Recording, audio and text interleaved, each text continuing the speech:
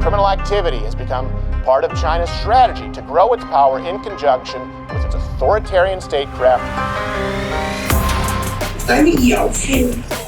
A woman named Yingqian Wang and a man named Stephen Ho. They don't around and they're not going to take your pinky. No one's going to see you again. We knew going out that he said that he didn't want to come back to Oklahoma. He'd be dead if he come back to Oklahoma.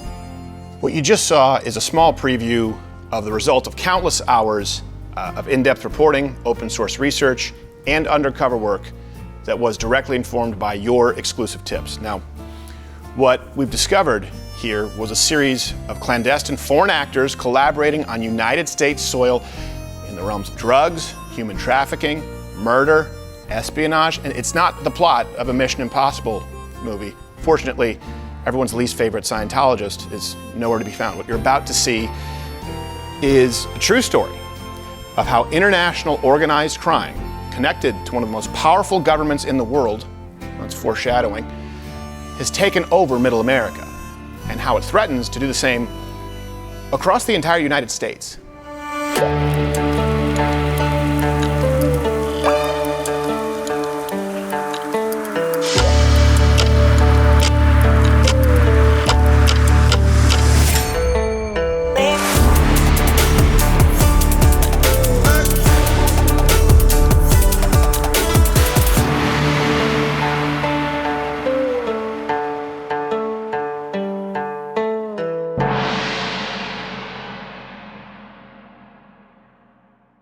In 2018, Oklahoma legalized the medical use of marijuana after a statewide referendum passed with 57% of the vote. Now pause, let me be clear here, this piece has nothing to do with whether you're against cannabis legalization, whether you're for it, whether you partake or are Mennonite. This is about the unintended or fully intended fallout as it relates to American landowners, taxpayers, and the communist Chinese government. Few quick numbers for you. Since July 2021, the state has collected over $155 million in marijuana-related tax revenue. Now, we've all heard for decades, and I once believed this too, that legalizing or decriminalizing drugs would eliminate the black market. In Oklahoma, the exact opposite has happened. There has been an unprecedented number of illegal operations, grow farms, growing at rates breaking records, completely unseen before. The real problem is the owners and the players milking this cash cow for all it's worth at your expense. Basically, think less Jeff Spicoli. You dick! And more communist tyrant El Chapo. Now, the implications go far beyond state or even national borders, and they constitute a full-blown threat to America's national security. To put it simply, this may surprise a lot of people. Oklahoma is the weed capital of the United States. No, not Colorado, not California, not even New York. Oklahoma, which has forced them to change their state motto to more than just tornadoes and chaps. Here are a few more numbers to show you just how much of a weed haven Oklahoma actually is. 2,683 dispensaries in Oklahoma. This is the most in the nation and more than double the number located in the number 2 state, California. Twice the dispensaries of California. 844 million grams of cannabis packaged in Oklahoma in 2023. That's 64 times the amount that consumers in Oklahoma could possibly need. 4,617, that's the number of active growers just in 2024. And that's only exceeded by California with 5,491. At its peak, Oklahoma had nearly 14,000 licenses. The point is, a lot of cash, a lot of THC. One grower who asked to remain anonymous due to his ongoing involvement in the state's cannabis industry laid out exclusively to Mug Club Undercover here why he was attracted to Oklahoma, even without the chaps. Real estate's real cheap. The license, the barrier to entry was $2,500, which, I mean, looking back on it now, any person that sells any kind of drugs can come up with that to get a legal license. which we've seen a lot of. But it was barrier to entry was cheap. Land I paid like $6,000 for 2.5 acres. Wow. Yeah, it's nothing. I mean, it's just very, very cheap out here, and this was gonna kind of be our American dream. This was me getting away from having to do physical labor. This was us having a family business with my dad. And it just didn't turn out that way. But yeah, what brought us down here is it was just so cheap. It was so affordable for a blue-collar person to be able to do it. So it's a new gold rush, as it were, filled with absolutely baked prospectors. But make no mistake, those seeking to take advantage of the conditions on the ground include a lot of less than scrupulous actors. And there's one specific group that has taken particular advantage of Oklahoma's relaxed, chill industry standards.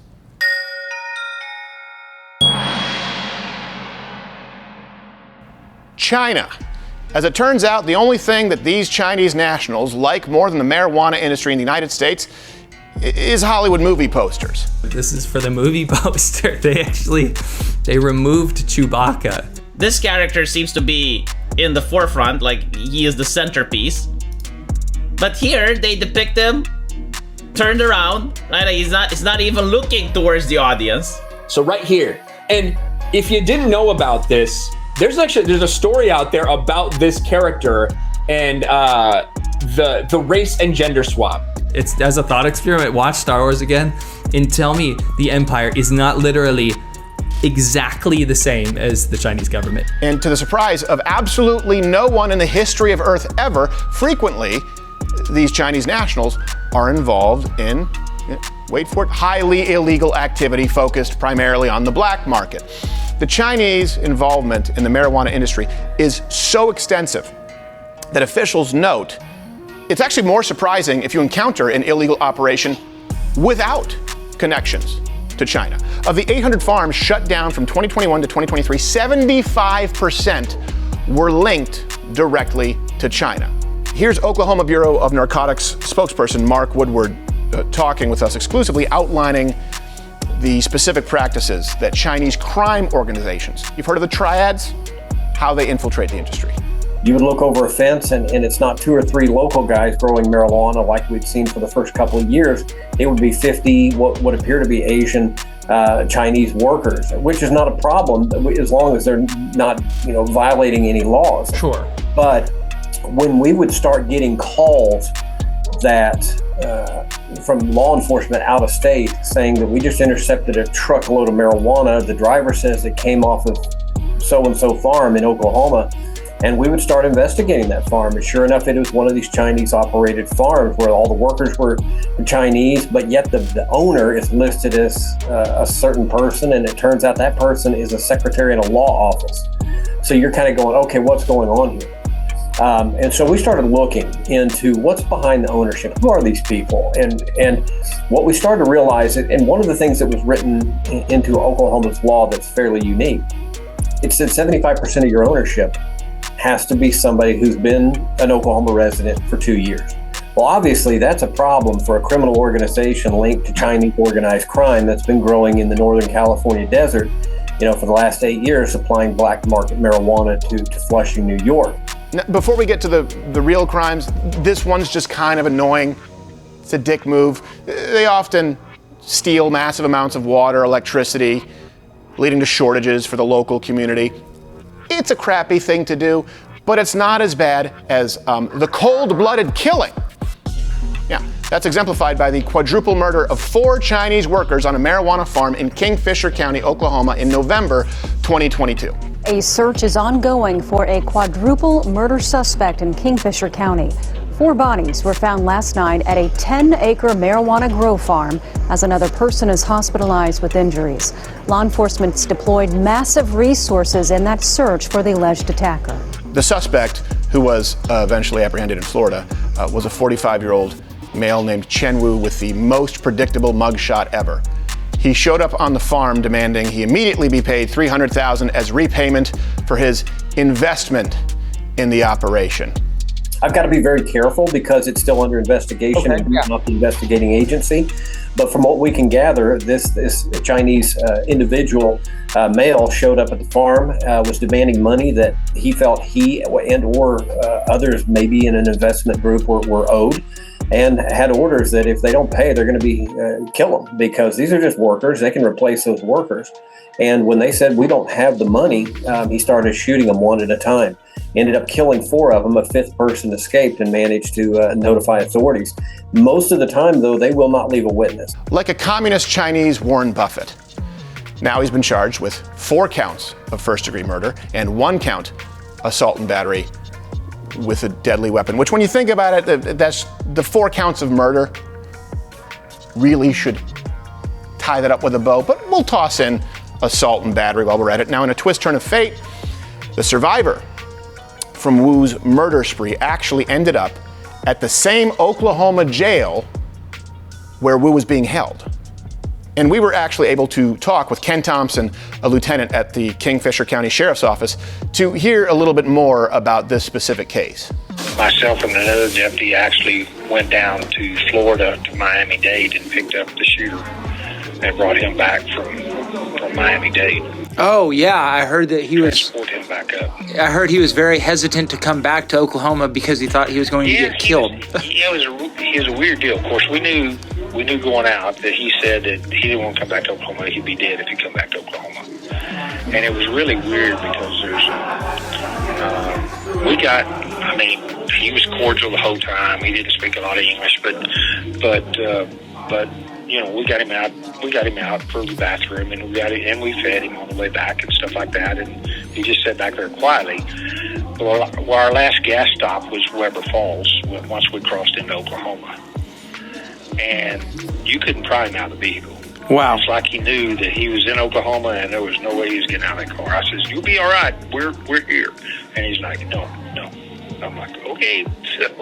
So he left him in the car. Were you ever contacted, or were you ever in contact with anybody in China, to your knowledge? Like government officials, embassy, things like that? There were a couple of guys that stopped at dispatch one day that I think that said that the 911 center that said that they were connected to the Chinese embassy, and they were referred to the OSBI.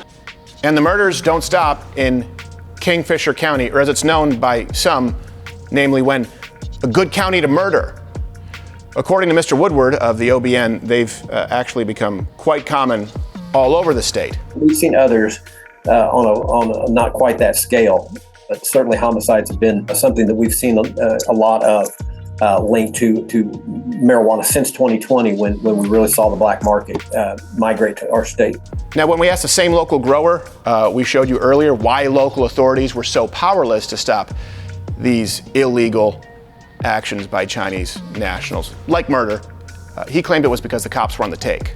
I've spoken with a couple law enforcement officials from Oklahoma, and they act like they have a handle on it.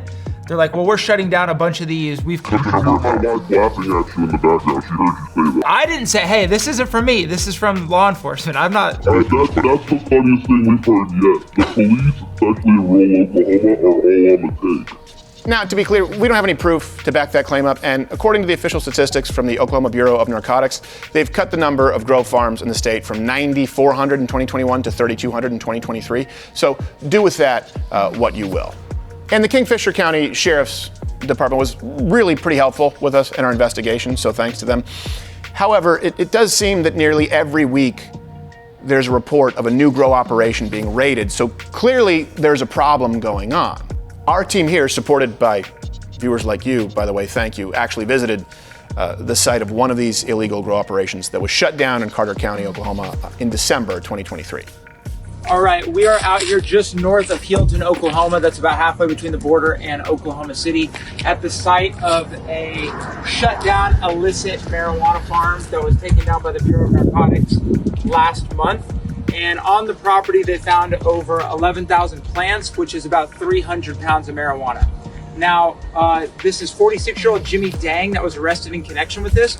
Oftentimes what happens, what he's pending charges for, is something called straw ownership, where the company is set up by someone in Oklahoma ostensibly, but oftentimes it's someone that's out of state or a foreign national that's running these type of organizations. Now, there's a lot of problems here, and I don't say this lightly. These people are responsible for things like sex trafficking, human trafficking, illegal narcotic sale across state borders, whatever. They're finding fentanyl, they're finding ketamine, murder in Kingfisher County, right? Maybe the worst thing, and not the worst thing, but something that's really going to get at you is this man just left 1 million dogs out here abandoned, right? Like this little guy, completely abandoned. And I mean, it's not a human, but still, who's going to take care of him? Clearly there was no responsibility there. And mama's over here. Yeah, I know. And I mean, it is a dog, but this shows you how little these people care, because here's mama's puppy right here, completely dead because some idiot decided he wanted to run drugs. By the way, all the references are available in the description or at loudearthcreditor.com, and I encourage you to check them out. So now that you know Middle America is being taken over by murderous international crime organizations of largely people small in stature, where are they all coming from? How are they getting here?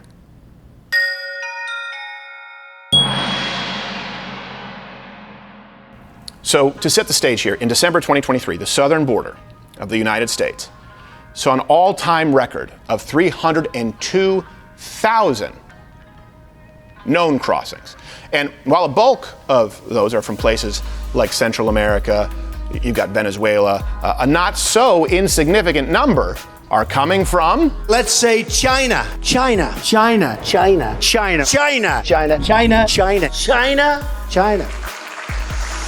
In 2023, at least 25,000 people illegally crossed from China, and that's more than the previous 10 years combined. A long line of Chinese migrants make their way to the U.S. through its border with Mexico. They've arrived after a treacherous journey through a route in Panama that has become increasingly popular. 我很开心我来到了美国，这是我梦想中最喜欢的国家。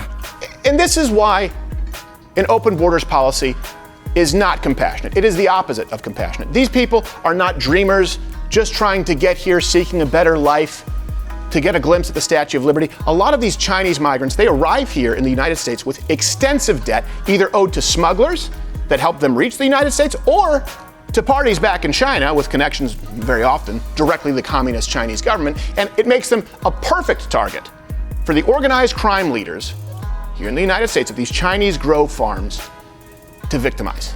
We have absolutely intercepted individuals that have come straight to Oklahoma from China across the border that have been smuggled in here. And that's why so much of them are willing to work in horrible conditions, and that's where they get into the labor trafficking, because many of them are now paying off this debt, quote unquote.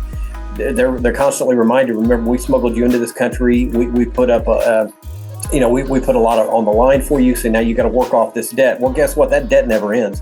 And that's for females and males. So that's how a lot of these females get involved in prostitution, and a lot of these males end up working on marijuana farms for deplorable conditions and are scared to death to say anything, because at least they've got a job and the hopes of being able to send money back home to their families. So yes, absolutely. They're pouring across the border with the specific task of hooking up to a marijuana farm and working, quote unquote, this debt off for these people that help smuggle them in here. But they just simply smuggle slave labor so they can maximize their profits working on these farms. Slaves. Let's be clear about that. Slaves. There are more slaves right now on Earth than ever in recorded history. Did you know that? Than ever. Because of situations like this. Slaves. Say it. Do something about it. People who want to teach that America is uniquely responsible for the evil of slavery historically, as though it doesn't exist across the globe. And it's still happening today in the United States, in these situations, because of the fact that people who are paid to represent us don't enforce their own laws. Now, we also spoke with the Oklahoma junior senator, Markwayne Mullin, or at least his office, and they confirmed that there is a significant concern regarding the influx of Chinese migrants at the border. This is China taking advantage, knowing that they can be facilitating both drugs and personnel across the southern border. And Oklahoma doesn't get talked about a whole lot necessarily in the border conversation, but they should, because Texas, of course, is always under the gun. Now, of course, these Chinese migrants / often slaves or indentured servants, if your white guilt gets the better of you, they don't always come directly through the border. Oftentimes, they're actively recruited from other cities like Los Angeles or New York. And after a little digging, we were actually able to locate some of these job postings. Here are a couple of examples of the recruitment ads luring Chinese workers to Oklahoma. Farm recruitment requires diligence, quickness, and no fuss. Experienced people will be given priority. Oklahoma regular farm urgent recruitment. Pause. If someone specifies regular farm, it's not a regular farm. Able to endure hardships and stand hard work. Quick at work without fuss. Responsible. Good hygiene. Novice or experienced male workers are welcome. Now, in both of these ads, first off, they really have a thing about fussing. So if you want to be a Chinese slave working at a grow farm, fussing it can't be in your wheelhouse. But they also listed compensation as negotiable. And applicants were given this directive. When contacting, please say you are in Saw It on the American Jobs website. And that last one, in my opinion, is too broad. Is it Craigslist? Is it TaskRabbit? Or is it ChineseSlave.com?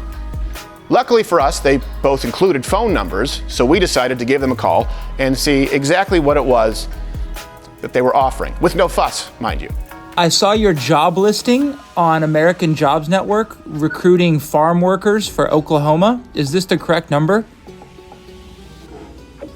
No, right now we got people working now. Oh, okay. Do you know anybody else that's hiring right now? I have a bunch of people looking for work. I don't know. I'm sorry. Okay, well, are you sure it's for a job in Oklahoma? I have some people that may be interested. No, I'm not hiring people. Oh, is this American Job Network? No. 美国工作? No. Sauce. Two things here. One, that's convenient. Two, they clearly had absolutely no idea what we were talking about due to the severe, almost comical Chinese accent, which, by the way, you've noticed I haven't done once here, which is really hard because I want to do it, and these people are criminals. Now, one reason they might not have wanted white Americans to know what they're up to is, these recruiting agencies are basically sending workers into slave labor camps. Our source, though, on the ground, and Mr. Woodward at OBN, both spoke on this. With the Chinese people, it's a few that run everything, and everyone else is living very, very hard lives. Where I went, where I did consulting, they had 60 greenhouses, and they put one family per greenhouse to run it. Each family had a 10 by 10 room. That's parents, kids, children, all lived in a 10 by. I've seen these rooms. Some of them didn't even have floors with raw sewage running under them. One bathroom for 15 families. They have one dining hall. They'll go out into the woods. Someone will go shoot a wild hog, a feral hog. They'll cook that up in a big wok with rice and feed everybody. Is this essentially a human trafficking operation by other means also? Well, for the boots on the ground, the true farms themselves, it's slave labor. So they see it as, these people will get paid. We talk to them once we serve search warrants on these farms and through interpreters. Some of them will say they haven't been paid yet. They're being told I'll be paid once once our farm makes a profit. They're living in sometimes 16 men in one mobile home with no running water, working plumbing. It's just absolutely deplorable conditions. But sadly, through interpreters, they say, I'm happy. They won't complain because they say through interpreters, this is a step up. You should see how my family's living back in China. So that breaks your heart. These are victims themselves, but they won't complain, and so we can't oftentimes file human trafficking or labor trafficking on them. But yes, absolutely, it's slave labor for these farms. And if that isn't bad enough, the trafficking operations, of course, aren't just limited to farm workers. Anytime you have human trafficking, it involves sex trafficking. Oklahoma law enforcement often finds these brothels in more upscale neighborhoods throughout the state.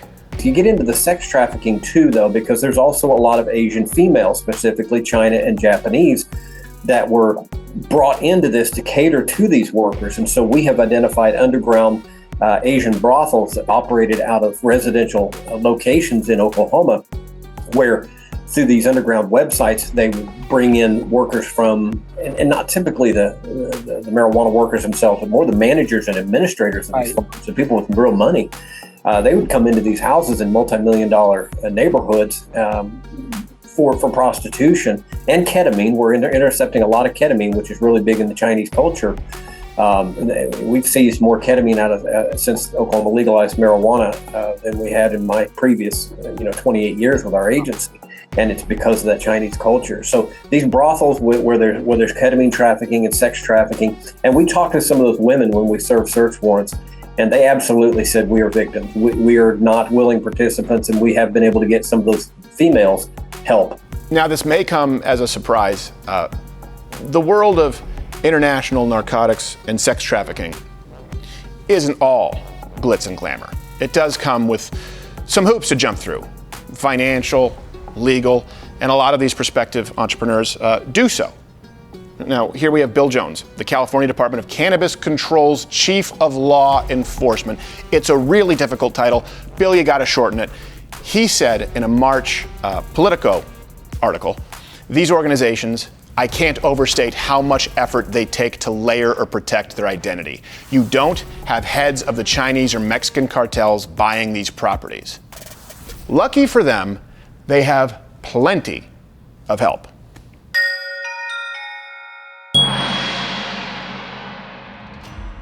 So some credit here. A lot of the inspiration that led to us investigating this story came from our tip line through a journalist in Maine named Steve Robinson. Now, Mr. Robinson is working on a similar story of Chinese nationals taking over the weed industry in Maine. During his research, he noticed that a lot of mortgages to the Maine grow farms were provided by New York headquartered Quantic Bank. Among their many services, Quantic lists on their website specific financing to help foreign nationals acquire U.S. property. According to their own description, our foreign national mortgage loans may be the perfect home financing solution for non-U.S. citizens looking to invest in U.S. real estate. We assess your overall financial profile, not limiting your chances due to paperwork or documentation obstacles. You know, like the law. Nice. And then slap. What do you think this is? The Indianapolis 500? Knock it off. We were lucky enough to speak with Mr. Robinson and learn a little more about how Quantic initially appeared on his radar. Yeah, so I think this all really started in August when the Daily Caller News Foundation reported on a leaked memo.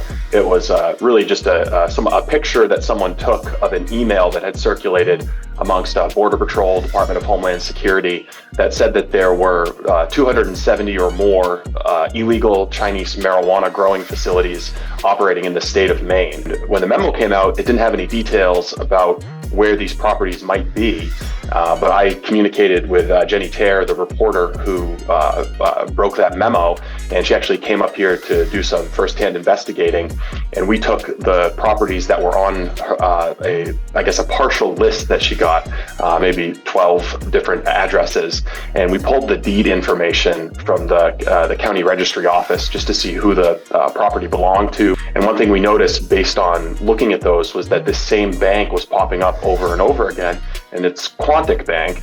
Naturally, we wanted to see if these bastards had any footprint in Oklahoma. Spoiler, they do. These bastards do. They certainly do. Now, our search of Oklahoma public records turned up a slew of results for Quantic, mostly mortgages on rural properties. These properties are located all over the states. Here's an example. This property in Hominy, Oklahoma, sits on a 47-acre lot in the middle of nowhere. Prairie views, open land, good for sex trafficking. I don't know. 47 acres is your oyster. These other two, located in Seminole and Sayre, possess what seem to be already massive greenhouses. Perfect for your tomato hobby or narcotics and unwilling prostitutes. This property in Howe has 3 massive storage facilities that would make for perfect grow houses. And this ranch house in Stroud, which doesn't stand out other than the fact that the buyer of the property comes from Queens, New York. Now, remember earlier when Mark Woodward from the Oklahoma Bureau of Narcotics told us that most of the heads of these illegal grows came from Flushing, New York? Flushing, in a neighborhood where is it? Ding, ding, ding, Queens. So the same bank that lent money to illegal marijuana growers in Maine also lent to borrowers in Oklahoma, including those from Flushing, Queens, the hub of China's illegal weed empire in the United States. Now that's compelling, I would say, but that's me, Mr. Traditional. It doesn't stop there. Following up further on the Maine Wire's reporting, we cross-referenced Quantic's Oklahoma mortgage documents for the name Ying Chan Wang. Real name, don't get mad at me, Ying Chan Wang, who, along with another man named Stephen Ho, real name, signed off on a majority of the loans in Maine. Now, what did we find? Nearly all of Quantic's Oklahoma mortgages with Chinese names were signed off by Wang or Ho, again with Wang appearing on most of them. Wang is a loan officer at Quantic's Astoria headquarters. Now, she earned her master's degree in public affairs at the University of Texas, but attended undergraduate at Zhejiang, hope I'm saying that correctly, but I don't care, University in Hangzhou, a city on the eastern coast of her native China. Zhejiang University, close enough like most in China, of course, has strong, if not direct, ties to the Chinese Communist Party. In 2004, the China's People Liberation Army, right, the PLA, posted an ad specifically at the university on their website to recruit people for Unit 61398, a hacking and espionage arm of said PLA. In 2017, visiting scholars from the university formed a Communist Party cell at UC San Diego to discuss Xi Jinping's speeches, and it was hard to distinguish them from other communist groups at said university. We could tell by the height. Now, do we know this? Is Wang a CCP spy? We can't make that claim, but we can say, according to one official statement, she's on the radar of Oklahoma authorities. Now, wanting to give her a chance to explain things for herself, we decided to give Miss Wang a call. Quantic's name is now appearing on mortgages in Oklahoma that are suspected of being illicit marijuana operations. And unfortunately, your name and Mr. Ho's name, Stephen Ho's name, is on a lot of these mortgages. And I was just wondering if you knew that that was the case. I'm going to have to send you to my PR person at the firm, and you can speak to her about this. No, I would love to do that. And again, we're not saying that this has anything to do with you necessarily. We would really like to speak with someone at your bank because we want to know kind of what the process is that's letting Let me give you her name. Yeah, that would be fantastic. Her name, Casey. Okay. And her number is 646. Okay. Okay. Thank you. Okay. Yeah, that's great. Bye. Okay. Now, we should have seen that coming, considering that it was old supervisor hang-up. But that's a far cry from the reaction she had when she spoke to Mr. Robinson in Maine a few days prior to our phone call. Those, according to my investigation, those properties are actually being used as illegal marijuana growing operations controlled by Chinese foreign nationals. I'm wondering if you had any knowledge of that when you were originating the loans. Oh, they were all... Really? Yeah. They're actually on a Department of Homeland Security list flagged as controlled by Asian transnational organized crime. Oh my God. So you had no knowledge when you were originating those loans? No, I never met those people. Oh my God. Now, of course, they never got back to us. They passed us off to the chief empowerment officer, who's a patsy for the higher-ups.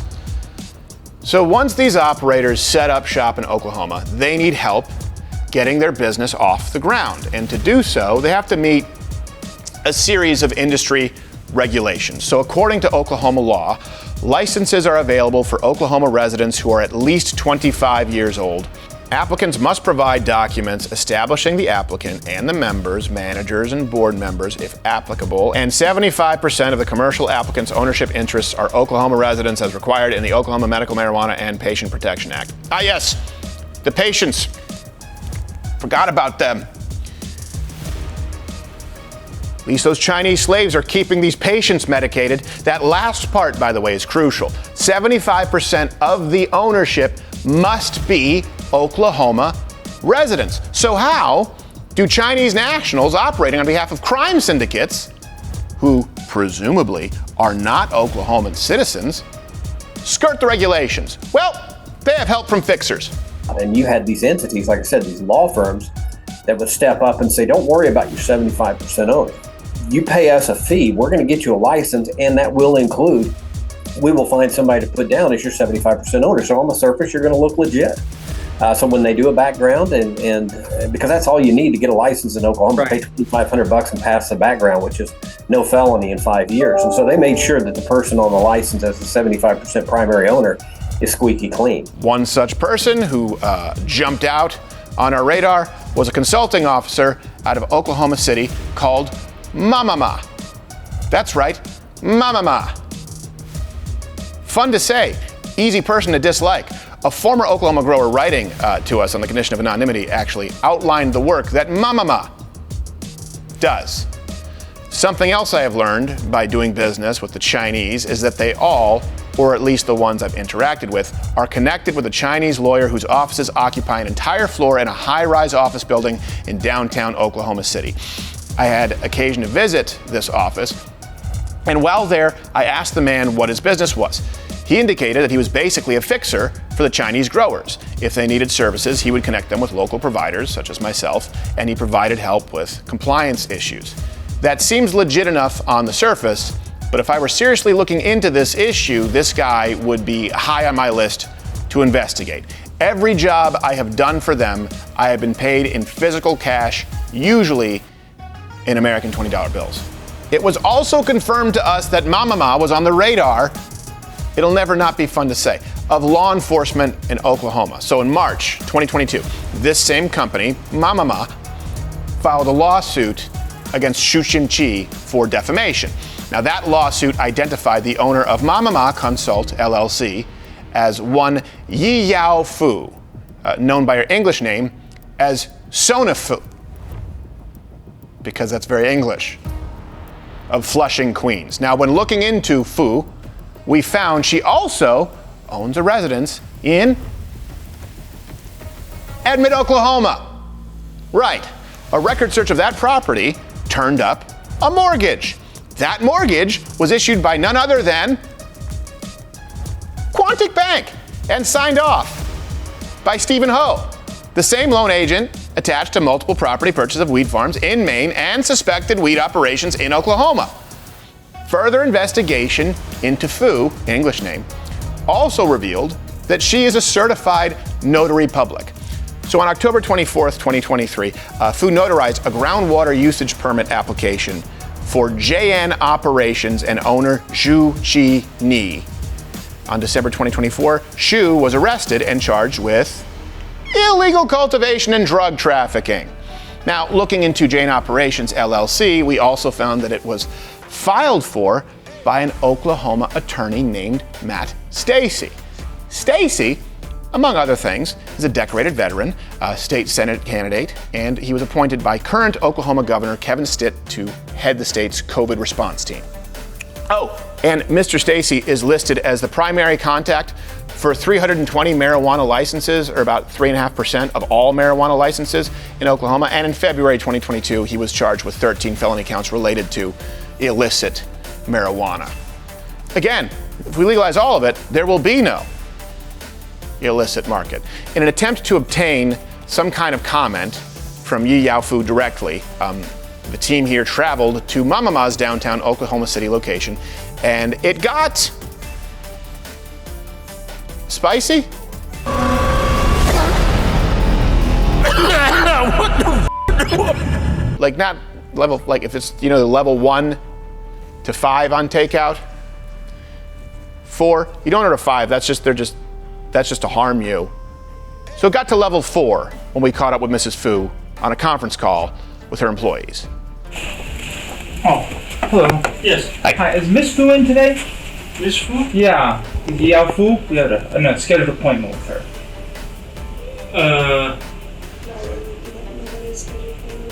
No. Is she not? Yeah, we were supposed to meet with her today? No. Yeah, we're doing an investigation about the marijuana businesses that got shut down. And we found out that she was attached to it, so we wanted to get a comment from her. We were just curious to know her relationship with Matt Stacy. There's a lot going on. We're running an investigation. Matt Stacy at all. I never met him in the Oh, are you sure? Because we found that you notarized Miss Fu notarized a document. Right. I do a lot of notarize. I do closing as well, but I don't know Matt Stacy. Oh, okay. That's interesting because we were pointed in this direction for that. I mean, what about Quantic Bank? Are you familiar with Quantic Bank at all? Quantic Bank out of Queens? Maybe Stephen Ho? No, the thing is we do closing service. Oh, okay. Notarize documents. Gotcha. Right? If you ask anybody, you have to show him more information because I don't really remember who that is. Oh, yeah, that's understandable. But what about, do you know Stephen Ho from Quantic Bank? I think he did the mortgage for you. Stephen who? Stephen Ho. I don't really know who that is. Oh, okay. Huh. That's interesting because we found Stephen Ho did the mortgage for you, and Quantic has done a lot of lending here as well for the marijuana industry. Is there anybody that we could talk to about this? Because it seems that we know that this place is under investigation, so we were just curious who we might be able to talk to. I'm Yao Fu. Oh. Talk to me. Yeah, okay, yeah, that's perfect. If you could, we're just very curious to know about your relationship or Mama Ma's relationship with Quantic Bank, because they're also part of this investigation, and we're finding that they have a relationship with Mama Ma and the marijuana industry. It seems like there's a lot of connection going on here. I don't have any personal relationship with the Quantic Bank at all. So you're not familiar with Quantic at all? What are you talking about? So you've never met with a Stephen Ho? I don't know who that is. Okay. That's interesting. What do you have any? Well, we don't do mortgage here. But No, I know the mortgage on your house, though, was signed by Stephen Ho. I have no idea who that is, though. Is there any way we can get your phone number and we can follow up with you with some questions we might have? My phone number is 405. Yeah, you ready that for me? Yeah, perfect. Okay. And I'm sorry, who's speaking right now? Yao Fu. Yao Fu? Miss Fu? Yeah. Okay. 0702. So we don't do any mortgage service, and I don't know who that Stephen is, but I do know the right document. I do sometimes I provide the deed, prepare the deed. That's all my services. I don't really know who's Quantum Bank or Stephen Ho. Okay, yeah, well, we'd love to talk to you about just how that came to your desk. We're not, not insinuating anything, just curious. But you said 405-0702? 405. Who are you guys, by the way? Go ahead. Yeah, no, go ahead. No problem. We're journalists investigating this story right now, so there's a lot of different investigations going on that surround this whole thing that my partner just kind of laid out for you guys. So we're just trying to get to the bottom of a few things, and we have a lot of questions. If you can help us, that'd be great. You can see I'm very sick, and I don't really have time for journalists. So please leave me alone. Thank you. Okay. Thank you.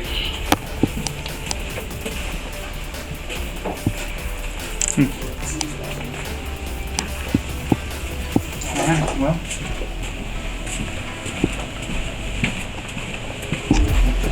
Change.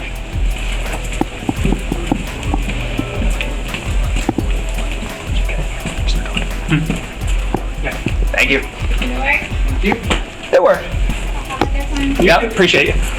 Now, immediately after that interaction, a researcher on this team found something that you would consider straight from a Hollywood script, and not even necessarily one that's been redacted for the Chinese market. Now, you remember how Ms. Fu told my reporters that she didn't really know Matt Stacy and that she notarized documents for a lot of people? That could be the case. As it turns out, Google Street View has excellent photographs of both Ms. Fu's Edmond residence as well as of JN Green Grow, a shuttered weed farm owned by Xu Jiani and fronted by Matt Stacy. A picture is worth 1,000 grams. Now, as you can see, the same two-door 28 Robin's Egg Jeep Wrangler is at both locations. And according to Geico records, that Jeep is registered to Fu's Edmond address. Now, armed with this information, because you've heard that knowledge is power, sometimes it is. In this case, it was. My team went back to see why Ms. Fu said she had no knowledge of things she clearly knows. Let's just talk now. Hi. Hi, we were just talking to you upstairs. Okay. Right? Yeah. So we just wanted to clarify something because we came back and had a discussion. And what I have the document right here. I have no idea. Are you sure? Because it is her address, it's Miss Fu's address in Edmond, Oklahoma. So this, right here on this document we have, it was signed for by Quantic Bank, approved by Stephen Ho, which she says she has no knowledge of. Am I she? I don't know, but maybe, can we get her number from you? No, thanks. Because we do have photo evidence of her Jeep at an illicit marijuana farm that she claimed to have no knowledge of, and the same Jeep parked in front of her residence in Edmond, Oklahoma, that was signed for by Stephen Ho at Quantic Bank. That was mortgaged. Are you sure? Are you positive? Can we get her number, please? We'd like to clarify this. We don't want to report things that aren't true. Now we can right back up and see what else is there. Also noteworthy of Fu, she's just filled with criminal nuggets, is her phone number is listed as the contact number for Wangxin Fanmei, a service provider that offers full supervision services for overseas students studying in America. Now, the site is new. It was created on December 26, 2023, and it advertises a relationship, seemingly official, with the University of Oklahoma College of Aeronautics. Having our suspicions, we reached out to a representative directly for the university to see if there was any kind of an official Fu connection. I've never heard that name before, and I don't know why they'd be advertising us because we're a kids program. Yeah. Based out of Norman, Oklahoma. So, can you tell me what that website is so I can look into it? Sure. By the looks of it, they just kind of copy-pasted your website's homepage onto theirs. It's called Wangxin Fanmei, so it's WANG XIN FAN MEI.com. Yeah, well, thank you so much for doing that. I will definitely look into that, and I'll probably have to get OU Legal involved. After exhausting the willingness of Mama's employees to talk, we decided to contact Stephen Ho, the man who signed Miss Fu's mortgage, and see what he had to say. I'm a taxpaying American, and I'm not anyone that's doing any illegal activities. So I have this clear, you don't know off the top of your head, you don't know Yi Yaofu. I do not. Okay. It was a very busy time in those last couple of years, so I do not know anyone specifically. What was Quantic's response when they were made aware that so much of their financing was helping facilitate this? Yeah, you'd have to ask them. I don't know, how they reacted. That might have been a PR level for them that I was not part of. Okay. So I really don't know. Yeah. How much would you have to look into each individual loan that you were issuing? Like about the prospective borrower, like the quality control. How much would you have to look into the prospective borrower before you decide, or was it just kind of a numbers game for you? Yeah, Lynn, like those 2 years, any experienced originator were having career years. So everyone was so busy. Right, they were just they were doing they were just taking applications and double checking that they qualified and helping get a loan. In hindsight, now that this is you're the, I don't know which person, how many people have said to me, like in hindsight now the question I need to ask, not that they'll give me an honest answer, is to ask those extra questions. By the way, what are you going to do with this property? Now, to be fair, it does seem like Ho was unaware of exactly what Quantic was up to. He may be an idiot, but it also looks like Quantic operated with the attitude of it's best not to ask questions. Okay, so let's back up. We now know that New York-based Quantic Bank financed the purchase of multiple properties in Oklahoma, as well as illicit weed farms in Maine. All right, these mortgages are signed off by Ying Chang Wang or Stephen Ho. These are the loan originators. Quantic, led by Stephen Ho, also wrote the mortgage for an Edmond, Oklahoma property purchased by Yi Yao Fu, who also has a property in Flushing, Queens, the hub of China's United States drug network. Now, in addition to being the primary contact for a service provider to Chinese students in America that may or may not exist, Yi Yao Fu is the owner of Mama Ma Consult LLC based out of Oklahoma City. Mama Ma Consult LLC helps Chinese nationals obtain marijuana grow licenses in Oklahoma by helping them circumvent industry standards as chill as they may be, including the requirement that 75% of the farms must be owned by an Oklahoma resident. Ms. Fu acts in this role herself. Fu is a public notary.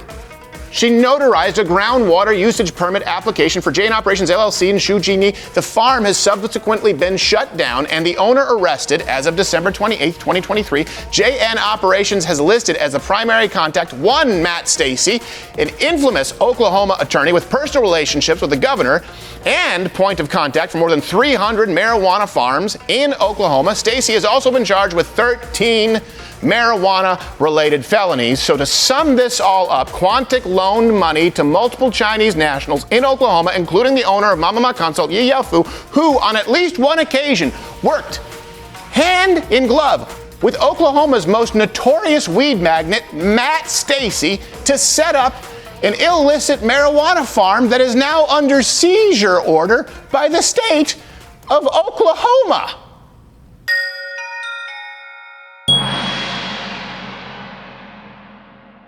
Okay, so we've told you about the operations, the destruction, and the players on the ground. But at the end of the day, there's one entity pulling the real strings. And it's not a crime boss, it's not just a mortgage broker, or even a bank. The Chinese Communist Party's cooperation with the Triads has been incredibly well documented and has foundations stemming from the handover of Hong Kong by Britain to China in the late 1990s. Writing for the publication Foreign Policy, J. Michael Cole describes this evolution as it relates to the relationship. By the 1990s, Triads were well established in both Hong Kong and Taiwan, and the CCP had gone from seeing them as a brutal opponent to a useful tool. After the handover, the relationship evolved in what was now Chinese territory. Pro-Beijing gangsters threatened and on a few occasions physically assaulted activists and the few media outlets that remained critical of Beijing. So pro-Beijing gangsters have remained active in suppressing any type of anti-communist Chinese sentiment, including in 2017 when Triads assaulted a group of pro-Hong Kong democracy protesters at the Hong Kong airport. We also know that the CCP and the Triad work hand in glove when it comes to money laundering. For example, in 2021, the Commission of Inquiry into Money Laundering in BC revealed that a Chinese national earning about $40,000 a year, decent income, purchased $32 million worth of real estate in Vancouver, Canada. And we know that it's a country that's good at math. It doesn't add up. A related summons showed that between 2011 and 2020, Hong Kong depositors moved $166 million into BC accounts. Unsurprisingly, these depositors were linked directly to organized crime and the CCP, with one depositor being a member of China's foreign influence program. So that brings us to our story. Right back. We know these operations connect far beyond Oklahoma. We know they have international ties, including the Mexican cartel. A U.S. Treasury official tells NBC News that Chinese criminal organizations are operating in the U.S. and now working with Mexican cartels by helping them launder money made from meth, fentanyl, and other drugs. These Chinese entities with direct connections to the Communist Chinese government facilitating drug trafficking, namely fentanyl, okay, for the Mexican cartels, it's such an open secret that it took center stage November 2023 in a meeting between Joe Biden and Xi Jinping in San Francisco. Biden said that he and Xi got to restart cooperation, too, in countering narcotics. They got to talk about the fentanyl crisis and the production of those precursors to fentanyl, those precursors, the chemicals that are produced in China. So the question becomes, are these Chinese crime organizations really operating independently of the Chinese Communist Party? After all, it's kind of difficult to believe that the world's largest surveillance state could be so blind to such large-scale, burning, smelly operations. As it turns out, Beijing isn't blind. Maybe not the best peripheral vision, but not blind. And in fact, they're utilizing these criminal organizations for their own means. Here's a leaked Border Patrol memo that laid out exactly how profits from illicit marijuana operations flow directly back to China. And of course, these profits can be quite lucrative. It's immensely profitable if you have slaves doing the work. That's kind of a big thing. More slaves right now on Earth than ever in recorded history. You can look it up. You can use my source or any source available to you because of situations like this. Now, according to Mr. Woodward at OBN, they've intercepted truckloads of marijuana worth at least $28 million. Mr. Woodward went into detail on the Chinese government's involvement specifically in Oklahoma. It comes as a shock to me that these large-scale organizations could be operating in the United States in such a large degree without some sort of at least tacit approval from the Chinese Communist Party. Is there any link there that you've seen or identified where you at least see involvement or kind of approval from the CCP? Is there any indication of that at all? Well, there's 100% evidence that the Chinese Communist Party is absolutely aware of everything that their citizens are doing within the borders of their country and our U.S. borders. There's no doubt. They monitor everything. They monitor their people, their activities, the movement of the money. It's much like with the fentanyl crisis. China publicly said they're going to crack down on the exportation of fentanyl out of China. But privately, they've done nothing to stop it, and they know exactly what's happening. And it's no different with the Chinese Communist Party's involvement in marijuana in the United States.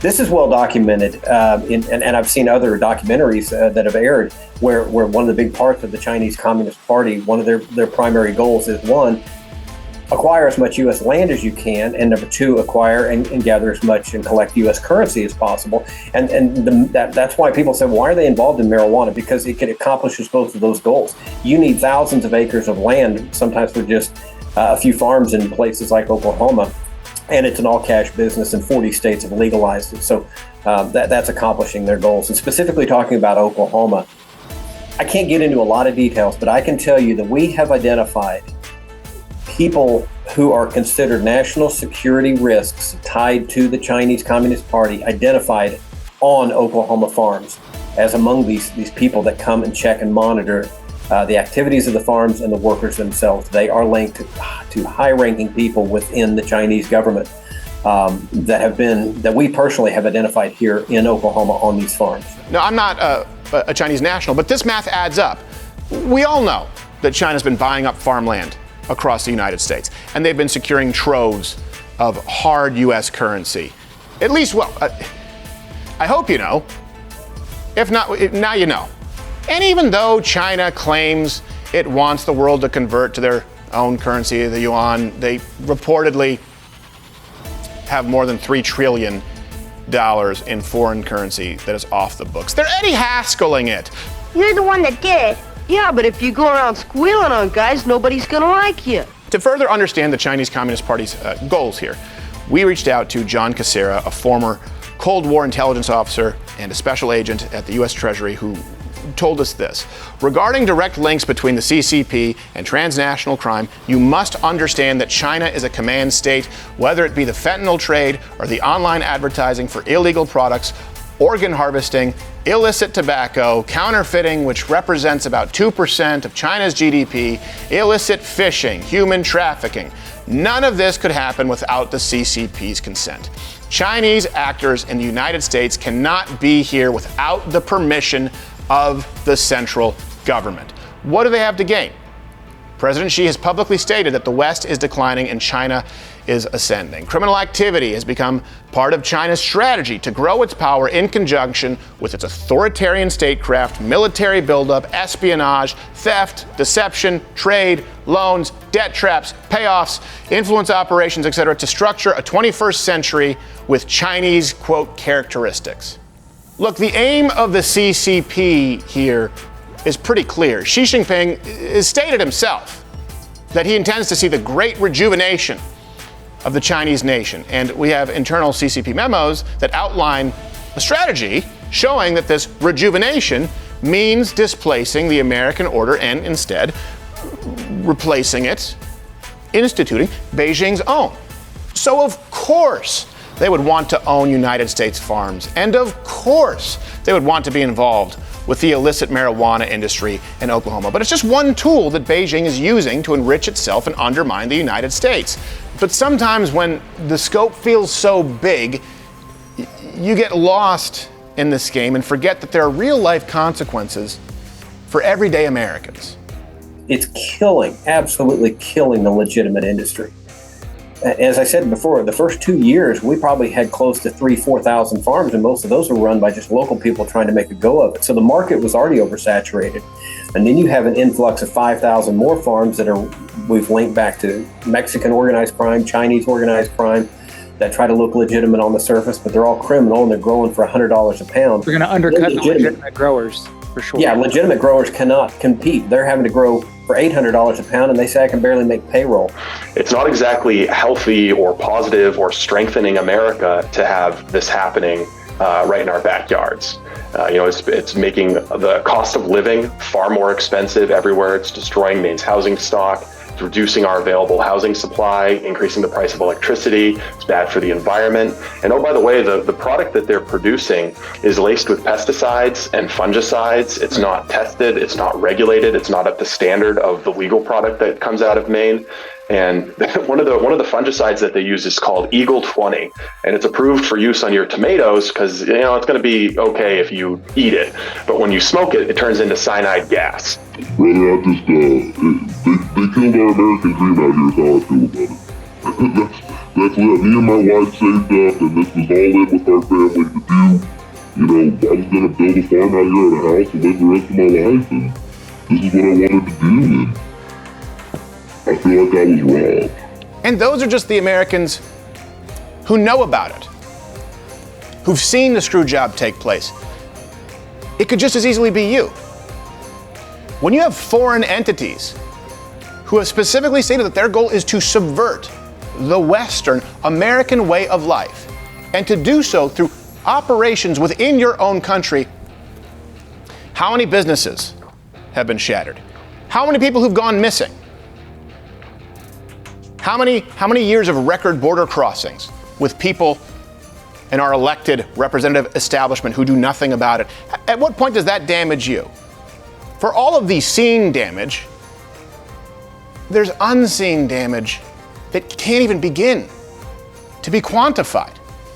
You feel it every day, and right now we're showing you what we can verify,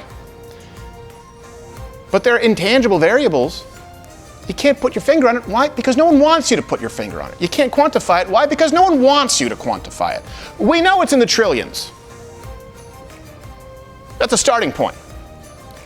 We know it's in the millions as far as slaves. We know it's in the hundreds of thousands as far as illegal border crossings every year. We know that it's in the hundreds of thousands to tens of millions of acres as far as American farmland that you may never get back. We know it's in the billions of dollars that was lost during COVID, that was foisted upon us by, again, to some degree, and by some I mean all degree, the Communist Chinese government and complicit representatives who weren't looking out for you. We do what we can here, and we appreciate your support. We really do. The Mug Club Undercover Unit here, the investigative journalism, none of this will ever happen without your support. Hey, take a guess why. Why do you think we're not monetized on any mainstream platform? The same reason that John Cena had to apologize for acting like Taiwan even existed. It's a growing market.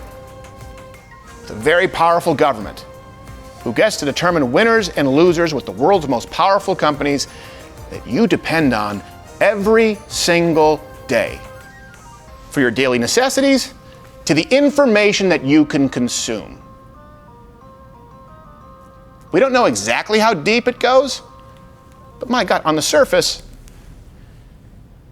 it already sucks, doesn't it, John Cena? 我有一个错误，我必须说，现在就是很重要。我爱更尊重中国，更中国人。我很抱歉对我的错误，对不起，我很抱歉。